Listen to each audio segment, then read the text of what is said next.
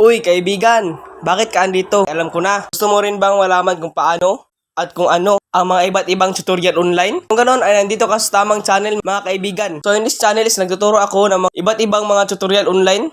Hello kaibigan! Ayan. So welcome back to my YouTube channel and welcome back kaibigan. Ayan.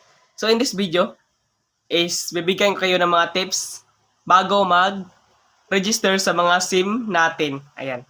So dito, marami kasi nagtanong sa akin bakit daw ayaw ma-register yung mga SIM card nila.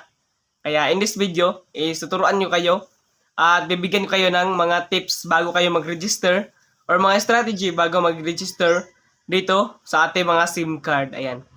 So napaka-stricto kasi ng mga registration site or kahit anong mga registration na pwede natin puntahan ay napaka-stricto talaga. So ito ay based on my experience lang. Ayan.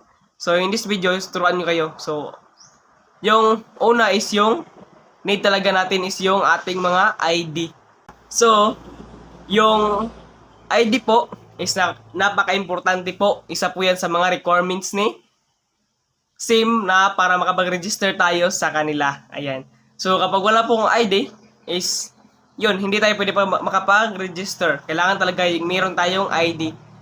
So, nagtatanong po, maraming nagtanong sa akin na bakit daw walang student ID. So, yun.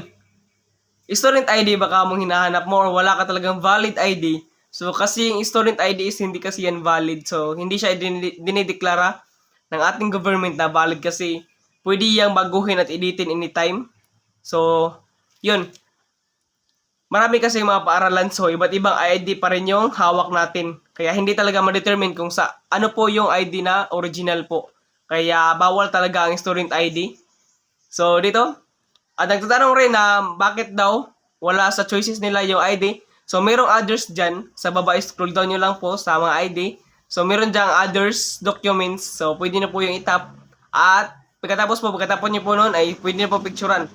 So yung mga ID nyo. So, talking of picture ng ID, so kailangan po pag picture ng ID is napakalinaw po. Kaya, yun. So, hindi dapat siya blurred at saka sakto dapat yung yung size ng ating picture sa ating mga ID. So, ganyan. At dapat po sa pag-picture ng ating mga ID ay wag po nating lagyan ng filter. So, napaka-importante po niyan at wag po nating lagyan yan ng filter. Kasi yung recommendable po ni Globe TM Smart dito na MB size ng ating mga ID or ating picture is only 2 MB lang po or 1 MB. Yun lang po, grabe kababa. So, kapag maglagay kayo, so it determines po na meron kayong nilagay na filter para gumandahin yung ID. So, yun. Lalo na kasi sa national ID, yung gamit natin is, yun, wala ka filter kaya medyo hindi kaya-ayang tignan yung ating mga mukha. So, wag nyo po lagyan nyo ng filter. So, be proud po in yourself. So, dito po, is wag nyo po lagyan talaga. So, trinay ko rin yan at yun, lumaki po siya ng 5 MB or 3 MB or less. So, hindi na siya kinuha ni SIM card smart ata or at Globe. Yun. So, hindi siya tinanggap. Kaya, yun yung nangyari. Ayan. So, para sa inyong kaalaman, so, wag nyo po lagyan ng inyong mga filter yung inyong picture ng inyong ID. So, yun lang. So, meron kasi upload ID sa uban. So, meron din sa uban na yung kayo mismo magpipicture or meron din kasi nakalagay na upload. Kaya, yun. Huwag nyo po lagyan talaga ng filter. So, ganun lang po. At saka, another thing is, pumunta naman tayo sa selfie ng ating mga mukha. So, yan.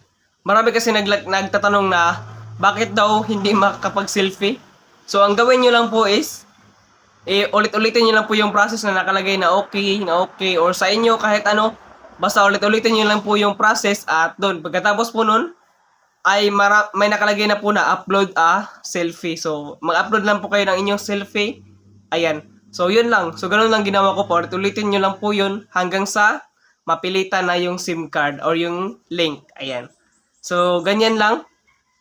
At kailangan wag nyo rin lagyan ng filter. So, more or less 2 MB lang po yung need talaga ng ating selfie. So, bawal talaga lagyan ng ng filter. Pero kung marami kasing mga kamera dito na kahit walang filter ay ano siya, kumbaga malaki talaga yung MB niya na binibigay. So, yun din yung disadvantage ng ilan. So, yan. So, ang gawin nyo lang po is, pumunta kayo sa Play Store, mag-download kayo ng inyong mga apps. So, yung apps na download nyo po is, ito po siyang si Photo Reducer. So, install nyo po, i-open nyo po yung photo at doon. So, pagkatapos po nun is, i-reduce nyo po yung inyong mga picture sa 2 MB or 1 MB. So, ganyan lang. At pagka-reduce nyo po yun, i-try nyo pong upload at kung sa tingin po itatanggapin na mga SIM card na i-register natin, ay good news po yan. Kapag hindi naman po, ay yun, ulitin nyo lang po ng pag-reduce hanggang sa tanggapin na po ng SIM card. Ayan. At pagkatapos yung mo mag-fill upan yung mga requirements po ng ating pag-register at saka pag-picture ng ID, is ito na po yung napaka-importante po sa lahat. Which is ito po yung ating verification na yung nakalagay na check. Ayan. So may nakalagay kasi na check nun na you are fully registered and mag-wait ka na lang na confirmation. So meron kasi nakalagay doon na reference sa baba, yung mga numbers na napakataas. So yung reference is magbe-base po yun na register na kayo. So screenshot na lang po yun, yung ganyan. So wag nyo po yung baliwalain. So napaka-importante po yun. Niyan kasi yan po yung parang katibayan na registered na talaga tayo kang Globe, Smart, or kahit anong SIM. So screenshot na po yun. And pwede po kayo pumunta sa kanilang hotline or sa kanilang website at i-text nyo po dun sa Globe kung wala po kayo na-receive. So pwede nyo po i-text doon at ipapakita nyo po yung katibayan or screenshot or yung number na registered na kayo. At pagkatapos po nun, i-check nila po agad yon at magre-reply po agad sila sa inyo na registered. So pwede kayong mag-text via Gmail, ganyan. So meron naman po Gmail, so hindi ko alam po ano bang Gmail ng Globe or Smart. Basta, hanapin nyo lang po doon. At kung mahanap ko po, ay ilalagay ko po dyan sa comment section below. Ayan. So pwede po i-message sila. Kung meron kayong alam na hotline, or sa 888, pwede rin po doon sa 888. I-message nyo po doon sila doon sa inyong mga cellphone. Ayan. So, katibayan po yun po nun. So, maghingi po sila ng ganun kapag para matibay po na nakapag-register na po talaga kayo. Ayan. So, ganyan lang. O, diba? So, yun. At kung ikaw ay hindi pa registered at gusto mo mag-registered at balak mo mag-registered, I hope nakatulong tong video na to sa inyo. Ayan.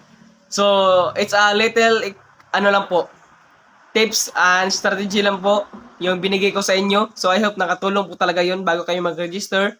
At dagdag kaalaman na rin. Baka may katanungan kasi kung ayaw ma-registered. Ayan. So, I hope nakatulong po yung sinasabi ko po sa inyo kanina sa in this video na to. Ayan. At pahabol lang po.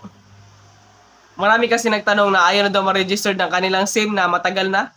So, hindi na talaga yun ma-registered. So, alam naman po natin na mayroong due date na binigay yung SIM company tulad ng Smart at Globe dito kung saan lang po tayo pwede mag-registered kapag ginamit na po natin yung ating mga SIM card.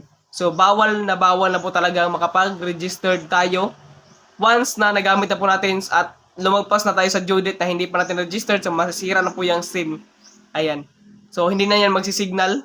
Ayan. So, ganun lang. And yun, I hope nakatulong tong video na to sa inyo. And kung nakatulong to kaibigan, I don't forget to like and subscribe para malaman ko rin kung sino yung mga natulungan ko dito sa video tutorial na to. Ayan.